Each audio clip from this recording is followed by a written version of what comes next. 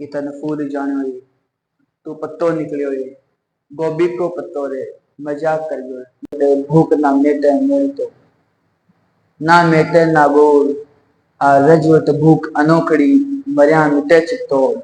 देखो अपन देखेंगे आज जयमल और फतेह सिंह चुंडावत की वीर गाथा। 1562 ईस्वी में अकबर ने मेड़ता जो रियासत है, कौन सी रियासत? मेड़ता।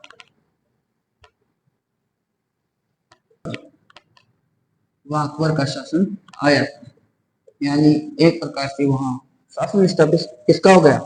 अकबर का। एक अब अपन आते हैं अपनी मेन कहानी पर। एक उदय सिंह जी के लड़का था जिसका नाम था शक्ति सिंह।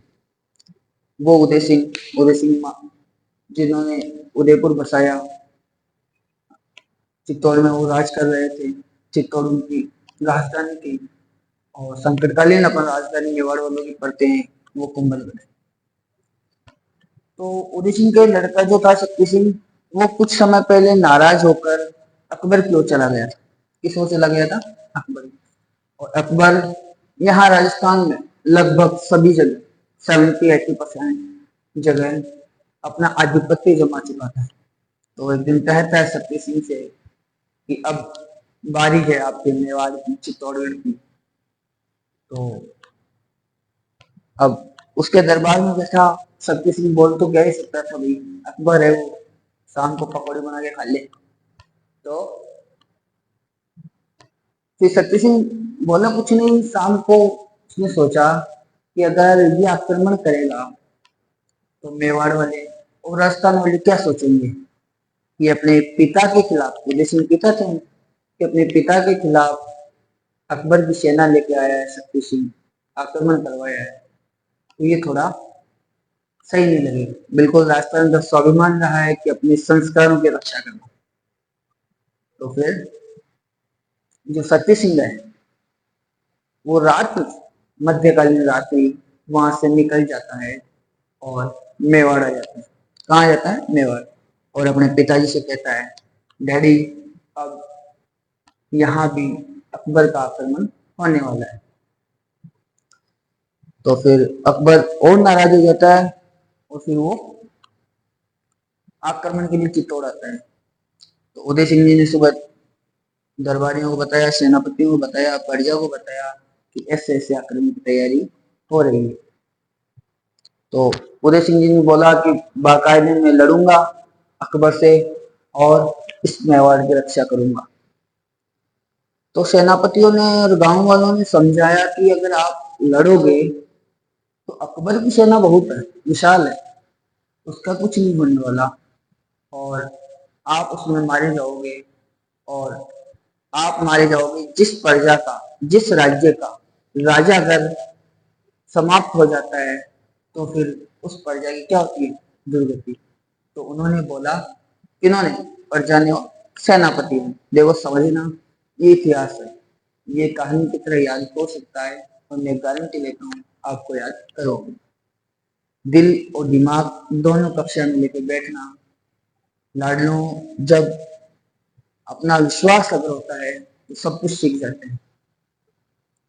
तो सेनापति ने बोला कि राजा जी, अगर आप यहाँ ना लड़कर आप कहीं पहाड़ियों में चले जाए और उससे हम लड़ते हैं, आपके सेनापति लड़ते हैं, तो आप, उदय सिंह जी ने बोला कि ऐसा थोड़ी होता है भाई, राजा तो चुप कर बैठ गया और प्रजा लड़ रही है।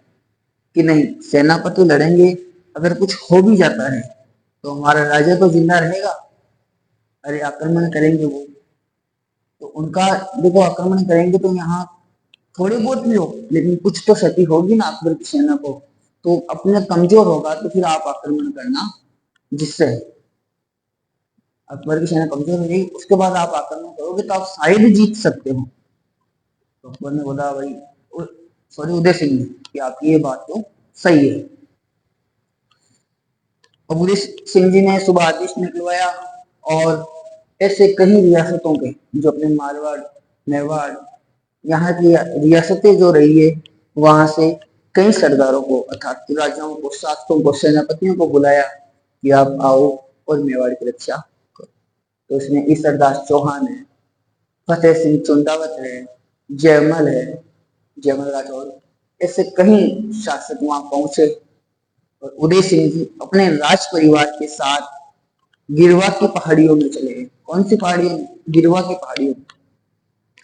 उदय सिंह जी और उनका राज परिवार जो था वो गिरवा की पहाड़ियों में चला गया।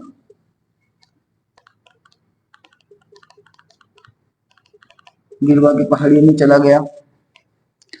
तो अब वहां जो जयमल, अब उदय सिंह जी जयमल राठौड़ और फतेह सिंह चुंडावत, किसको? जयमल राठौड़ और फतेह सिंह चुंडावत को, फतेह सिंह चुंडावत को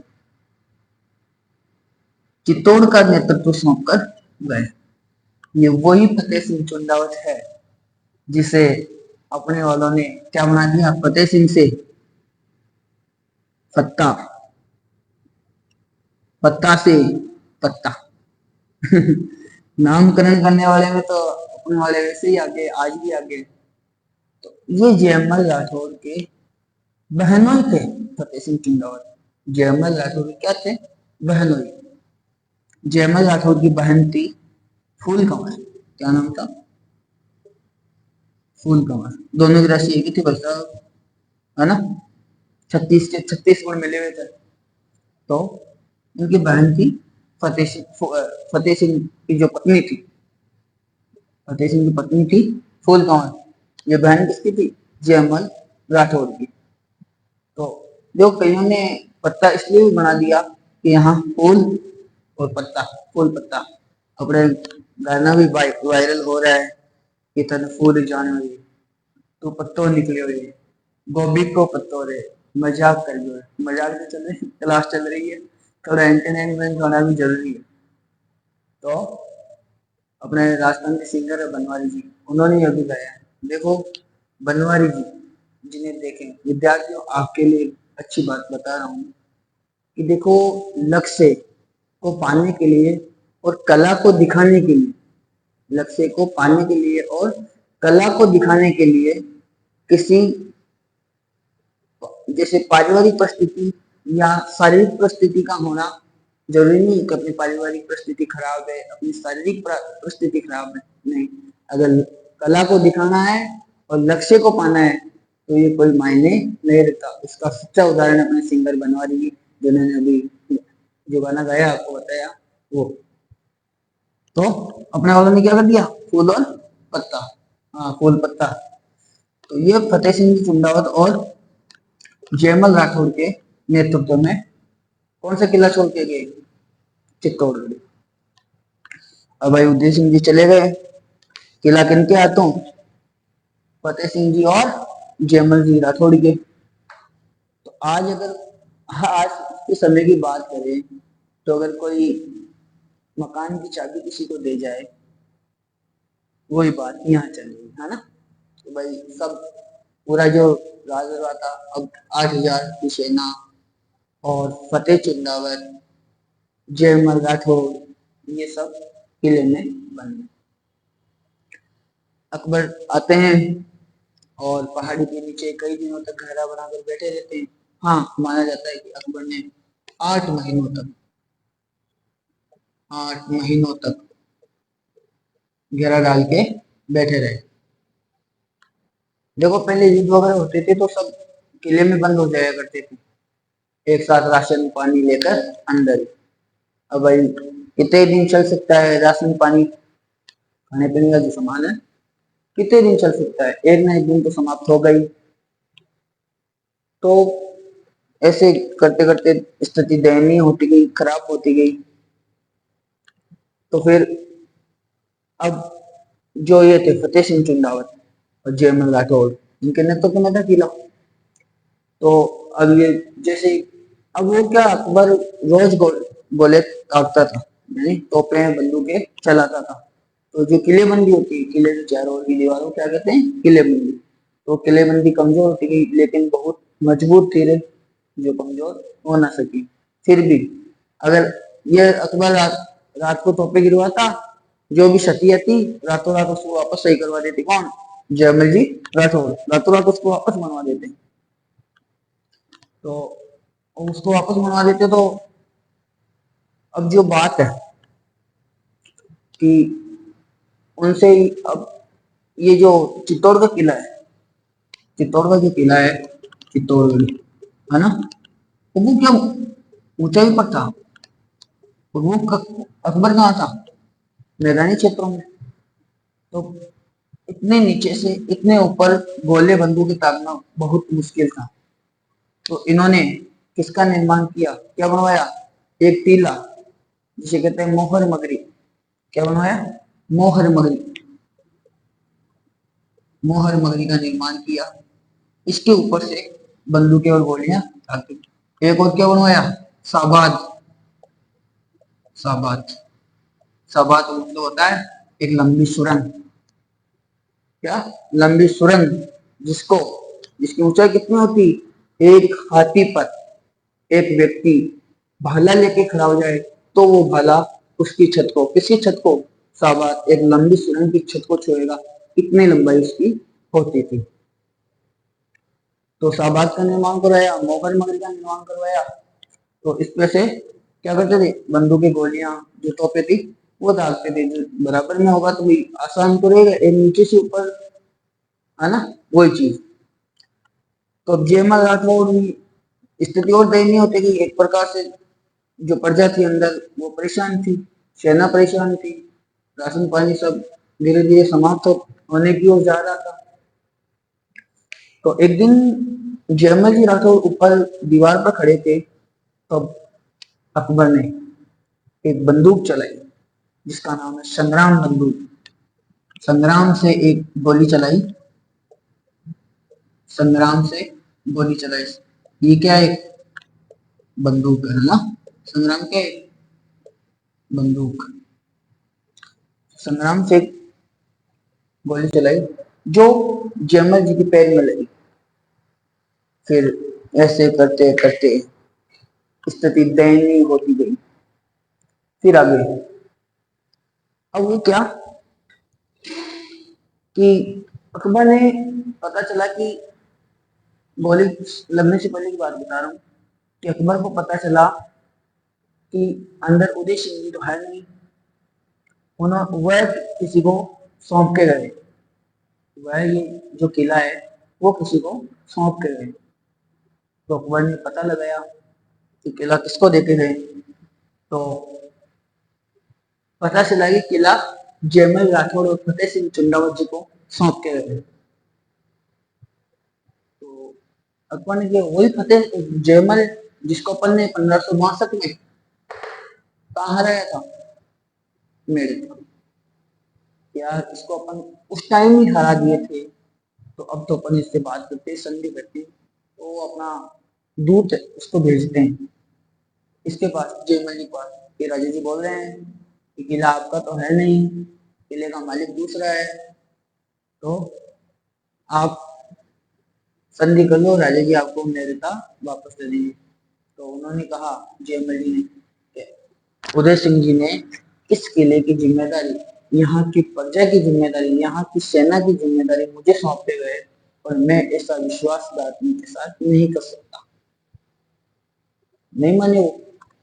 आजकल तो किसी को चाबी देके जाए वो फौजी वाला घर हो, तो शाम को बोतल देखे कि विस्की की कहाँ पड़ी है, रम की कहाँ पड़ी है, रेडबुल कहाँ पड़ी है ना, कि क्या कोई चीज देखे कि कौन सी यहाँ से चकनी है, चकना मतलब ले जानी है।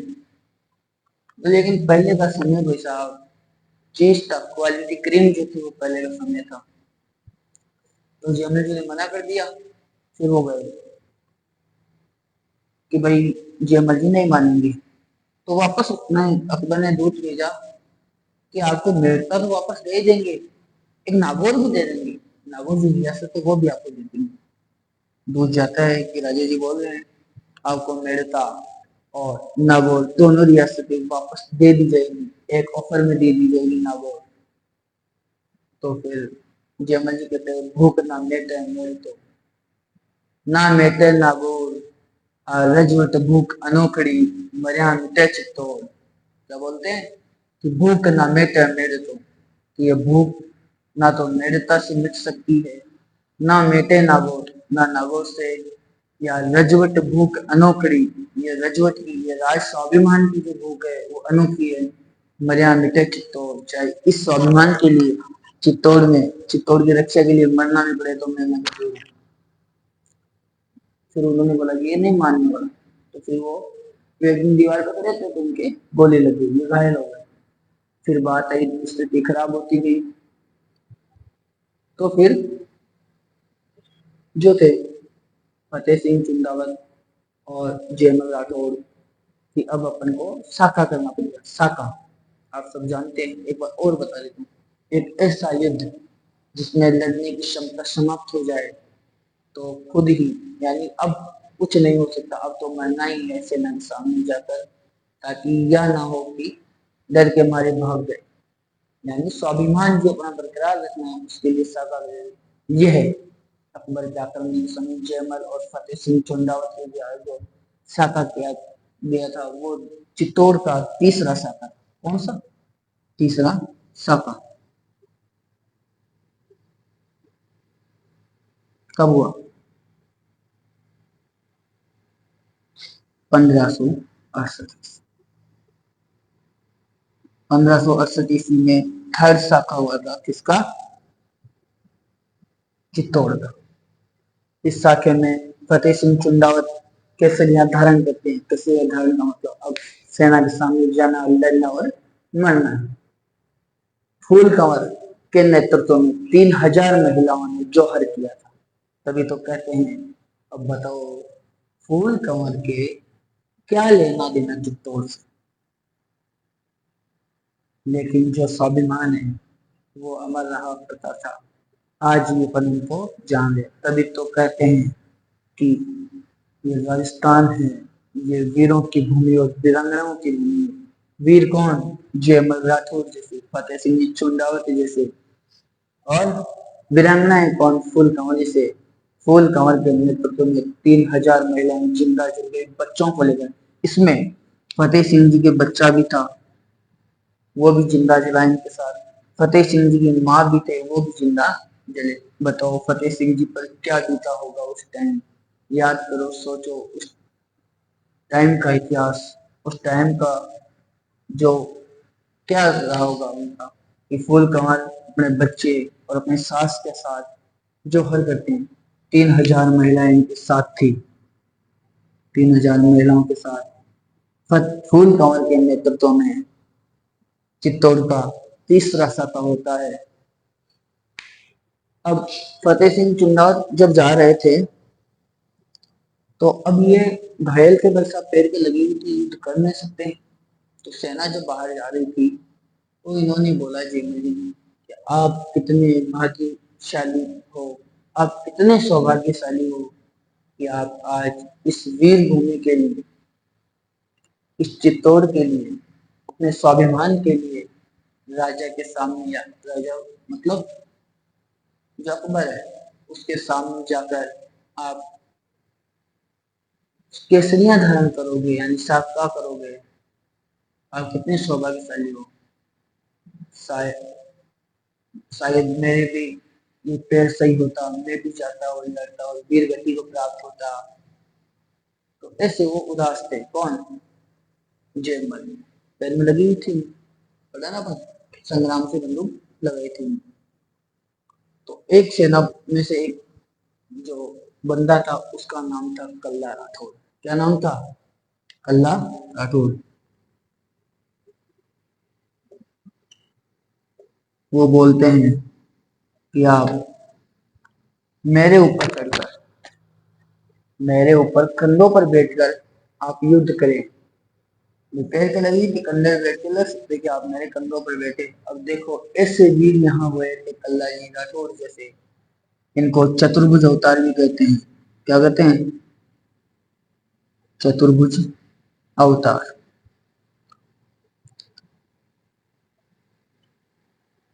चतुर्भुज अवतार या चार हाथों वाले देवता, चार हाथों वाले देवता के रूप में इनको माना जाता है,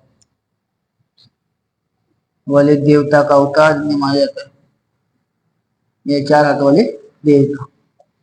कैसे लड़ रहे थे तो दो हाथ तो इनके, दो हाथ इनके जयमल जी के। तो कल्लाजी राठौर जैसे व्यक्ति, फिर फतेह सिंह चुंडावत और जयमल राठौर दोनों वीर गति को प्राप्त होते हैं। यहाँ चित्तौड़ का तीसरा शाखा संपन्न होता है और अकबर के मन में भी ये होता है कि क्या बात, जो बंदा दो दो रियासतों को ठुकरा कर अपने स्वाभिमान के लिए वीर गति को पा गया, ऐसे वीरों को नमन है। तो ऐसी क्लासें और नई नई रोचक जानकारी के लिए आप श्याम कोचिंग क्लासेस के यूट्यूब चैनल को खोल सकते हैं और देख सकते हैं। अगर किसी व्यक्ति को पर्सनली जानकारी लेनी हो तो व्हाट्सएप नंबर पर सेंड करें और उसकी जानकारी लिखित रूप में मैं आप तक पहुंचाऊंगा।